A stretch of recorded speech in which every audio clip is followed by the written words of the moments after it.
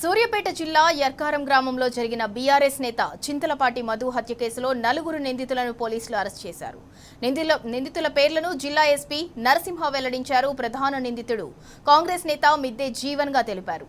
హత్యలో జీవన్ కు సహకరించిన చింతా సైదులు, మేతరి ప్రసాద్, మిద్దె ఆనంద్లను అదుపులోకి తీసుకున్నట్లు చెప్పారు. హత్యకు సహకరించిన ఒక మహిళ పరారీలో ఉన్నట్లు త్వరలోనే పట్టుకుని న్యాయస్థానం ముందు అప్పగిస్తామన్నారు. మందు దావత్ పేరుతో చింతలపాటి మధును సైదులు ఉంటున్న ఇంటికి పిలిపించిన మిద్దె జీవన్ మధుకు మద్యం తాగించి స్పృహ కోల్పోయిన తర్వాత మటన్ కత్తితో విచక్షణారహితంగా నరికి హత్య చేసినట్లు పోలీసులు చెప్పారు. నిందితుల వద్ద నుంచి కారు, మటన్ కత్తి, 5 సెల్ ఫోన్లను స్వాధీనం చేసుకున్నట్లు ఎస్పీ నరసింహ పేర్కొన్నారు. సూర్యాపేట రూరల్ సర్కిల్ పరిధిలో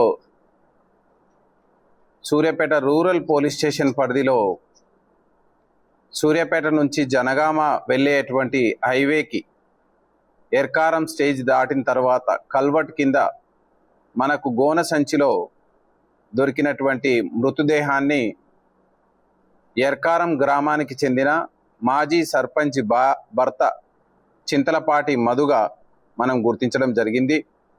ఇతన్ని చంపినటువంటి ప్రదేశాన్ని పోలీస్ టెక్నికల్ ఎవిడెన్స్ ద్వారా మనం గుర్తించడం జరిగింది. మనకు సూర్యాపేట టౌన్లో సద్దల చెరువు కట్ట కింద ఏరియాలో మనకు జానయ్య ఇంటిలో అద్దెకి ఉంటున్నటువంటి చింతా సైదులు రూములో ఈ హత్య జరిగినట్టు మనం గుర్తించడం జరిగింది.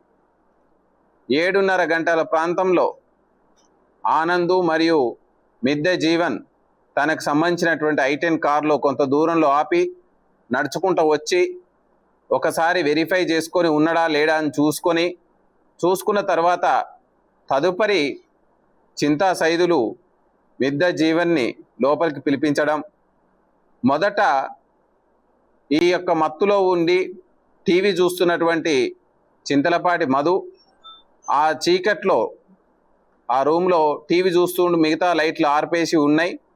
ఆ టీవీ లైట్లో ఈ నేరస్తులు అతన్ని గుర్తుపట్టడం, ఏకాఏకిన చింతా సైదులు దెబ్బ వేయగానే వీళ్ళు ముందుగానే తెచ్చుకున్నటువంటి మటన్ కొట్టే కత్తితోటి దెబ్బ వేయగానే అదే కత్తిని తీసుకొని మిద్దె జీవన్ తన యొక్క కసినంతా తీరేటట్టు విచక్షణారహితంగా ముఖం పైన, భుజం పైన దాడి చేయడం, ఇవన్నీ అతి కొద్ది క్షణాల్లోనే జరిగిపోవడం జరిగింది.